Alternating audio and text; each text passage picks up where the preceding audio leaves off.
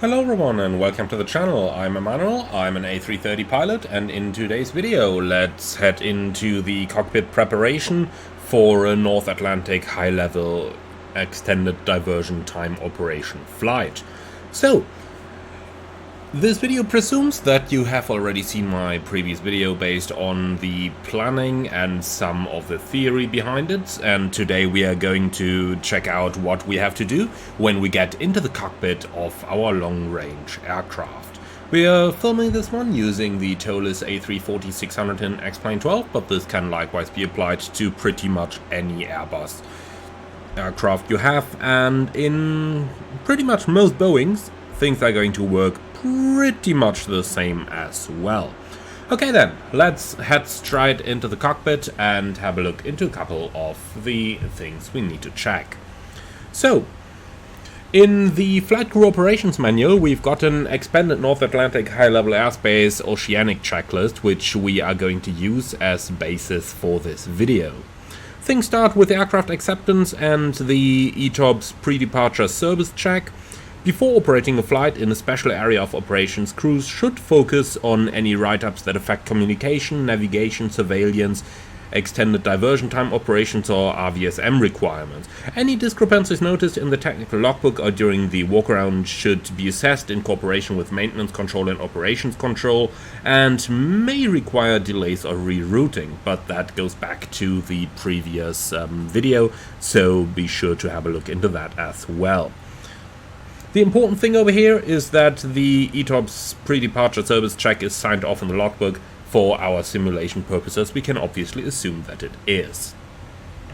So next up we're going to check the RVSM equipment and primarily verify the RVSM accuracy on primary altimeters, so they need to be within 75 feet of one another.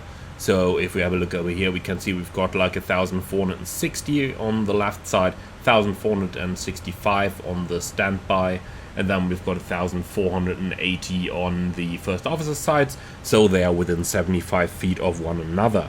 Also make sure if you've got any MEL items or if you've got anything on your dispatch deviation list, just make sure that the airplane is still RVSM approved. An example of a failure that would affect your RVSM approval, but that is still dispatchable, would be the autopilot disconnect warning. If that was inoperative, you couldn't go RVSM, and then you couldn't go into the North Atlantic high-level airspace either.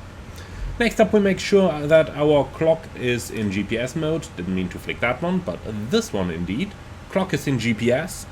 And it is a requirement to have a master clock on board synchronized to UTC or GPS time. This time source, which is typically the flight management computer, must be used for all ETAs and ATAs, and the use of multiple time sources on the aircraft has led to inconsistencies in reporting times to ATC and resulted in a loss of longitudinal separation and may disable ATC data link communication. So make sure that the clock is set into GPS mode. Next up, on the ground already, we are going to do an HF check, making sure that our radios are going to work. So to do that, make sure the speaker is sufficiently turned up. Very important over here, do not transmit on HF during refueling operations. Now, it is interesting to note over here that it is not noted that you would have to check the neighboring gates. So they may be refueling on the neighbor gates and you could still do it. In order to do the check, make sure that the volume is turned up, HF is selected over here, and then just transmit for a second or so, and then every aircraft is slightly different, but you're usually going to hear like a beep sound or something the likes. And thereafter you can disable the HF again.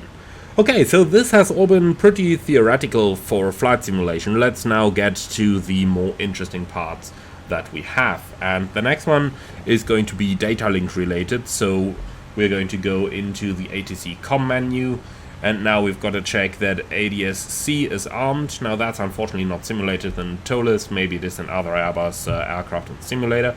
Then make sure that automatic position reports are off. We can see that on the reports page up here, auto position report off.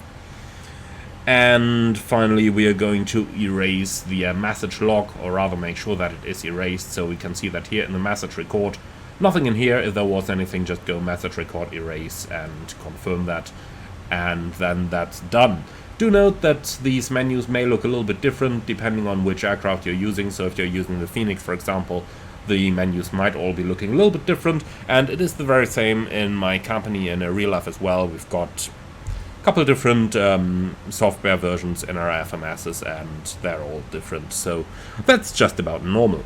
Okay, now, next up, make sure that you perform a full IRS alignment and then check that the distance between each IRS and the FMS position is lower than 5 miles. So how do we do that? We go to the data page and then position monitor, and down here we've got the IRS positions. They're all reading 0 after the full alignment over here, and they have to be less than 5 nautical miles.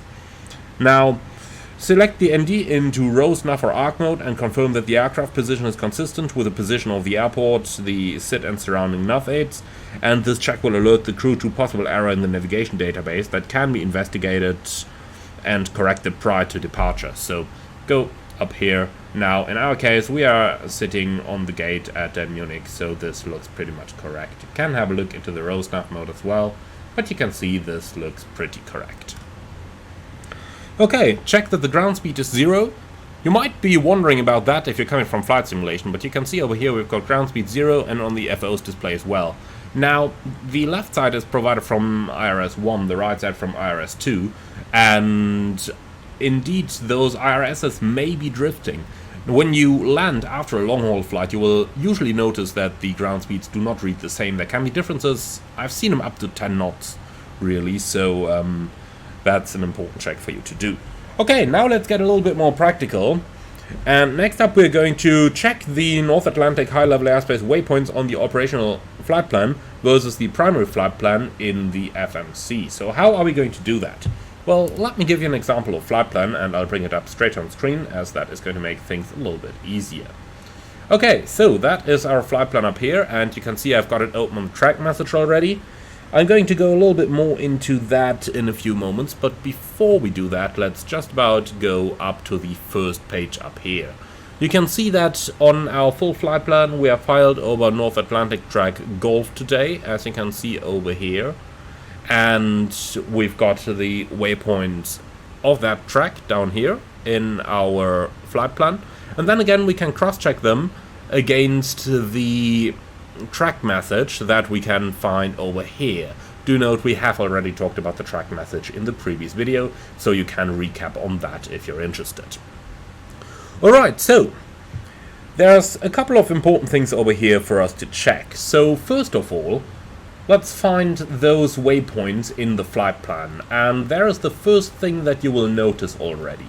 And that is the way how they're inserted over here. You can see there they read like 56 north, 020 west. Now, those of you who have been using flight simulation for a little while might know that there are other formats to insert those waypoints as well. For example, you might do something like 5620N, and that would basically be the same waypoint like that one. But we don't do that, okay? So don't use these formats, but much rather we have to type the waypoints all separately in. So, for example, if you had to program one of these yourselves, you could do it like this. Let's say we've got north 5600.0 / west 02000.0, and if you insert that, okay, lovely, TOLIS doesn't want it. That format does work on my company's airplanes. In the TOLIS it probably wants it the other way around, so 5600.0 north / 02000.0 west, like so. And you can see this brings up the new waypoint page, and you've got to give them a name and then the coordinates. Now, we've uplinked the route, so the route is available on here already. However, here comes the important thing when we're dealing with waypoints like these. The important thing is that we have to cross-check all the coordinates of the waypoints. So, as we said, we're going to fly North Atlantic track Golf today, and here's the first important thing for us to notice. As mentioned in the previous video, some tracks are PBCS tracks, and they use ½ degrees for longitudinal separation. And for example, if we compare the track Foxtrot and the track Golf over here, then on Foxtrot we can see we've got 5630 north 020 west, and on Golf we've got 56 north 020 west. Both names would look identical on the flight plan page. And for that reason we have to compare the coordinates on every single one of those points. Now we're going to start with Resno, as that is effectively the entry into our NUT. Depending on the format of the flight plan that you're using, you may or may not have GPS coordinates available down here next to the waypoints, but if you don't have them, usually there is a trick around. For example, in the Lufthansa format that I'm using over here, you can find the coordinates down here on the wind data block. So if we start up here with Resno, we've got 55 north and 015 west. So if we go into the lateral revision of the affected waypoint, we can see the coordinates up here, and we can see it's 55 north 015 west. And now, like that, we check every single one of those waypoints. So let's go back up. We've got NAT track Golf. So that one, 56 north, 020 west, actually reads 56 north without the half degree that you would have, for example, on the parallel track. And then 020 west. Then we go on to the next one, which is 5730. We can see that's on here on the track message as well, 5730. And over here it actually reads 5700 north 030 west. Okay, from there we go on to the next waypoint, which is going to be 57 and 40. And then again we've got 5740 in here, and we've got 5700 and 40 west up here. Thereafter comes 5650. So we've got 56 north 050 west, and once again the coordinates actually do match up over here as well. Last up is going to be Janzhou, and once again for Janzhou we can grab our coordinates from the wind data block down here in the OFP, but as mentioned, if you've got the coordinates right up there in your flight plan, then you can use those as well. So we've got 5402 north, and that actually matches the FMC, and then 057 west, which we've got on the flight plan up here as well, 057 west. Okay, so that's the NUT HLA waypoints on the OFP versus primary flight plan cross-checked, and both pilots need to do that independently and very carefully check the degrees and minutes, because as you could see in the track message, the waypoint names may be the same, but the half-minute coordinates, if they are here without having to be there, or the other way around, they should be there and they aren't, then you might easily fly into the parallel North Atlantic track already. Okay, finally we are going to uplink the wind data, so you can do that pretty much anywhere down here. Wind data, request, and the airplane is going to upload them automatically.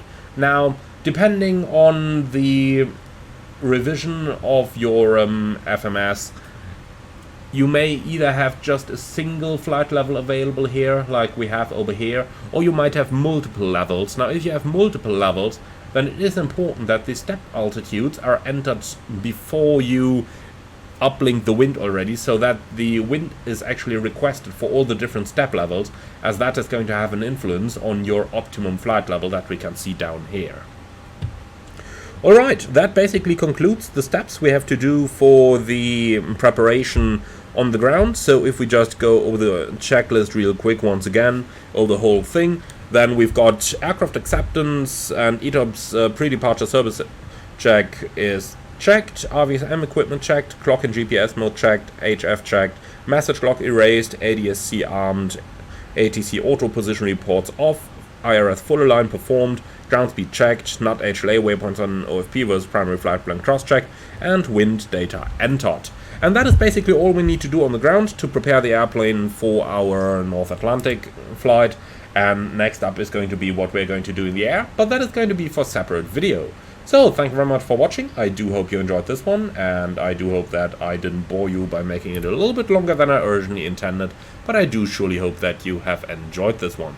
Thank you very much, and I see you all again on the next one. In the meantime, if you're up for more, don't forget to subscribe to the channel, and if you really love what I'm doing, I would appreciate a small donation through the Buy Me Coffee link in the video description below. Thank you, and see you all again in flight when we're about to approach the North Atlantic airspace.